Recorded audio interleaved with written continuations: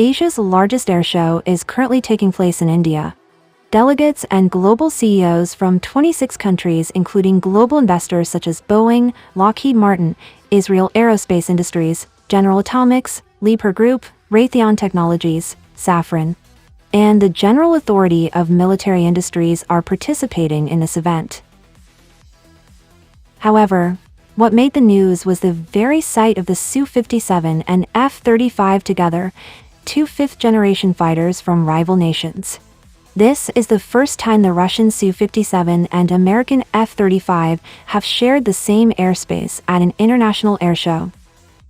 At Aero India 2025, the Su-57 and F-35 were parked just meters apart on the tarmac, a symbolic moment that highlights India's unique diplomatic position. Historically, these jets have never been displayed together due to geopolitical tensions between their nations. The F-35 program is subject to strict export controls and operational security measures. More than just a fighter jet, it is a key symbol of U.S. military innovation and a cornerstone of its broader defense strategy. For many years, the U.S. has been very careful about how and where it showcases its advanced military technology. But why now? What has changed? Let's first talk about Russia. The presence of the Su-57 underscores Russia's intent to maintain and even expand its influence in global defense markets. This is especially relevant given past discussions and projects involving Indian defense procurement. India's initial decision to withdraw from the original FGFA variant was partly based on the belief that the Su-57 engine did not meet its strict requirements for stealth, sensor integration, and ease of maintenance. However, Russia has been working on improved power plants upgrading toward the Indo-30 or the AL-51 F1 engines that promise better thrust, efficiency, and overall performance. Additionally, efforts have been made to enhance the aircraft's avionics, sensor fusion, and electronic warfare capabilities. Russia remains eager to retain influence in the Indian defense sector. Offering the Su-57, albeit in a version that incorporates lessons learned from past criticisms, is a way to keep the dialogue open and maintain a strategic counterbalance in a region where India is also engaging more deeply with Western technology.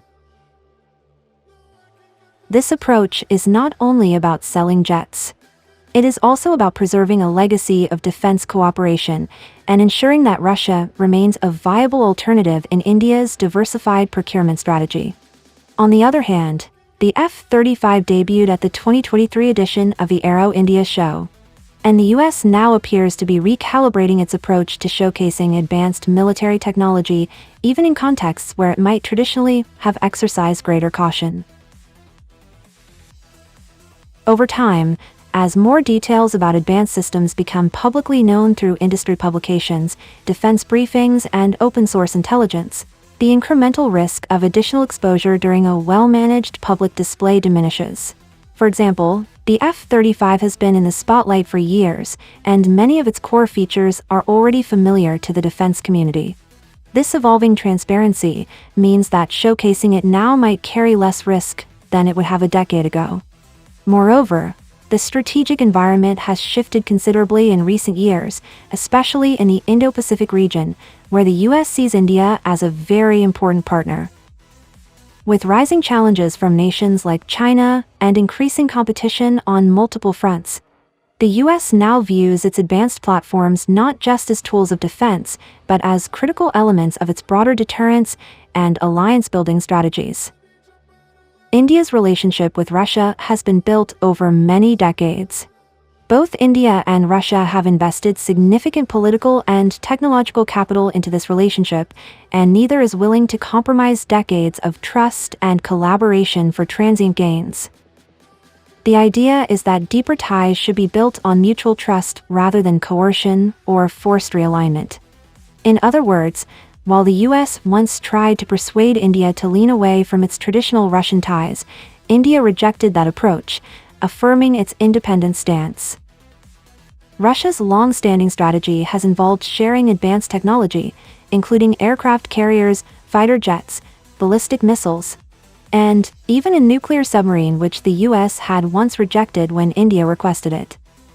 It is possible that the US is now applying a similar strategy, a measured, selective sharing of advanced technology, to mirror Russia's approach with New Delhi. In recent years, the US has begun extending some of its advanced technology to India as well. For example, it is providing advanced unmanned systems like Predator drones and other platforms such as Apache helicopters. The US has also taken a major step forward by approving an 80% transfer of technology for the General Electric F-414 engines. Although it is not yet on par with what Russia has provided over the years, it is a start, as such a high percentage of TOD is unprecedented in US defense deals and signals a willingness to share advanced manufacturing know-how with a strategic partner.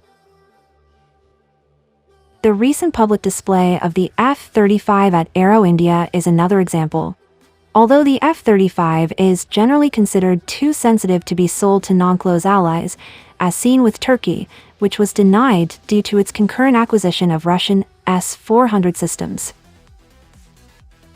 India has been granted certain political and regulatory leeways, such as COTSA waivers, that make it a more acceptable partner for the US in this regard. However, while the US is loosening some of its traditional restraints with India, it remains careful to protect its most sensitive technologies and continues to apply strict export controls where necessary. At the end of the day, the US must realize that it is not just about sharing advanced technology to build trust, as Russia did. It must also overcome its long-standing habit of meddling in India's affairs, something Russia has long avoided.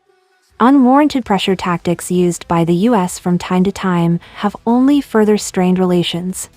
To foster better ties with India, the US needs to abandon such tactics.